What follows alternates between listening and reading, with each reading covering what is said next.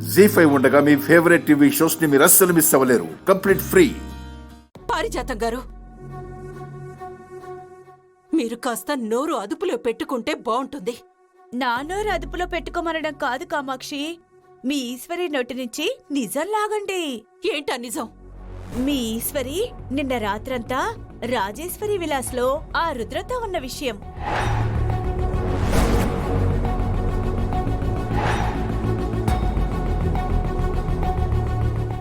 మాట్లాడవేంటి ఈశ్వరి? మాట పడిపోయిందా? గొంతు మూగబోయిందా?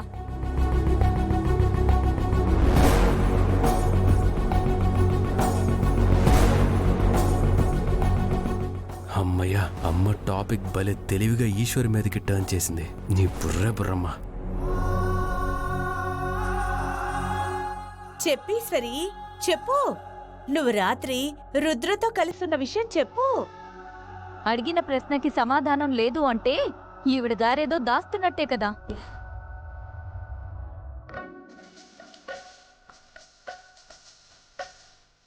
నేను రాత్రే అనుకున్నాను, నిప్పు లేకుండా పొగెందుకు పుడుతుంది అని.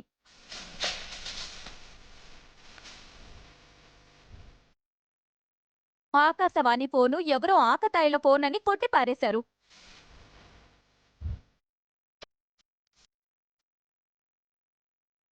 ఇప్పుడు చూడండి, అడిగిన ప్రశ్నకి ఆన్సర్ చెప్పకుండా నోరు కుట్టేసినట్టు ఎలా నిలబడిందో.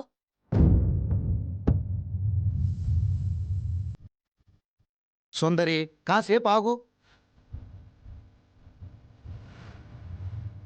ఈశ్వరి, నువ్వు నిశ్శబ్దంగా ఉంటే పారిజాతం గారు చెప్పిందే పొల్లు పోని నిజమవుతుంది. నోరు విప్పమ్మా, నిజం చెప్పు.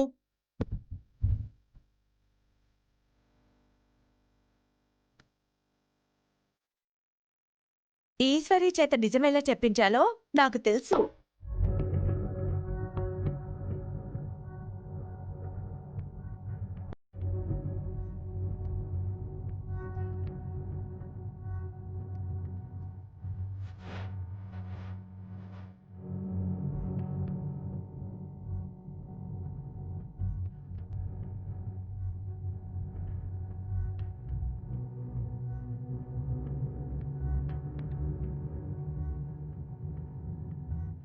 ఇప్పుడు చెప్పు, నిన్న రాత్రి నీతో పాటు ఆ రుద్ర నీలకంఠ ఉన్నాడా లేడా?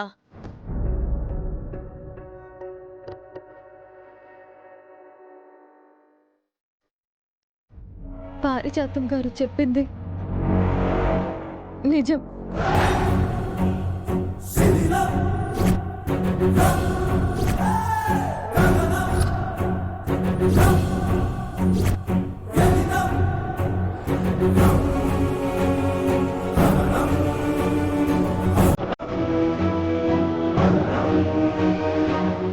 నిన్నొకసారి కలిసి వెళదామని వచ్చానమ్మా.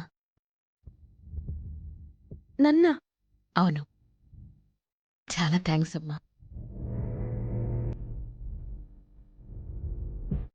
చలనం లేకుండా పడున్నా నా కొడుకుని చేరదీసి ఊపిరి పోసి పంపించావు. నీకు ఎన్ని థ్యాంక్స్ చెప్పినా తక్కువేనమ్మా.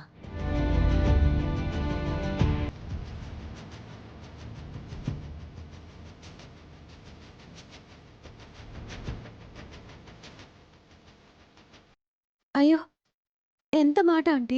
నీ స్థానంలో ఉన్న అమ్మాయి ఎవరైనా ఇంత సాహసం మాత్రం చేయదు ఈశ్వరి. నిశ్చితార్థం అయిపోయింది, ఒక అబ్బాయితో పెళ్లి కుదిరిపోయింది. ఈ సమయంలో మరొక అబ్బాయి ప్రాణం గురించి ఆలోచించి రాత్రంతా తనకి సపర్యలు చేయడం అంటే మరొక ఆడపిల్లకి అయ్యే పని కాదు.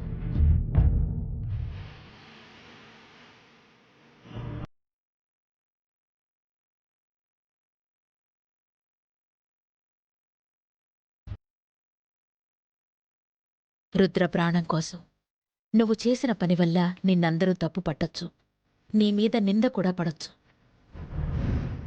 అయినా వెనకాడలేదు. నీ ముందు చూపుని, నీ మంచితనాన్ని ఎలా కొలవాలో కూడా నాకర్థం కావడం లేదు.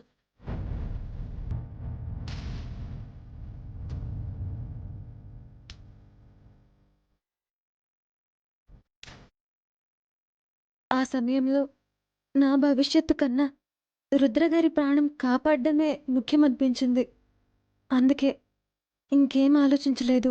నీ గురించి కాకుండా పక్కనున్న వారి గురించి ఆలోచించటం నీ మంచితనం. నిజానికి అదే నీ సంస్కారం. ఇంత సంస్కారంగా నిన్ను తీర్చిదిద్దిన ఈ కుటుంబంలోని మనుషుల గొప్పతనం.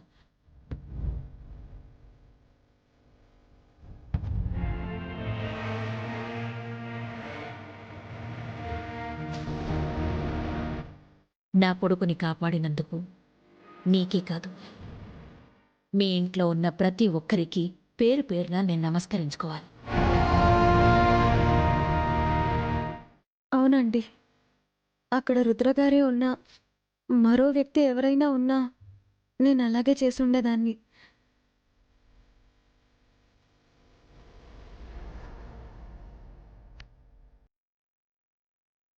అది నా కుటుంబం నాకు నేర్పించిన సంస్కారం.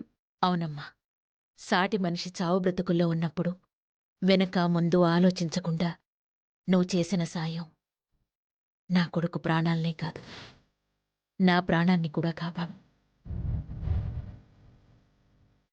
నువ్వు చేసిన ఈ సాయానికి నేను, నా కుటుంబం రుణపడి ఉంటాం.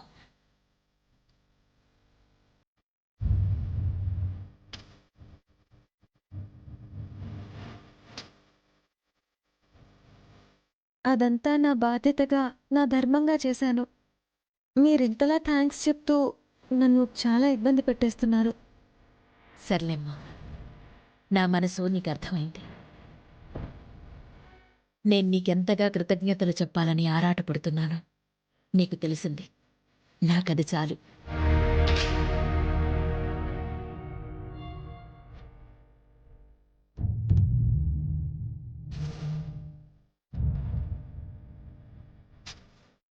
కామాక్షి గారు, ఇంత మంచి కూతుర్ని పెంచినందుకు మీ జన్మ ధన్యం.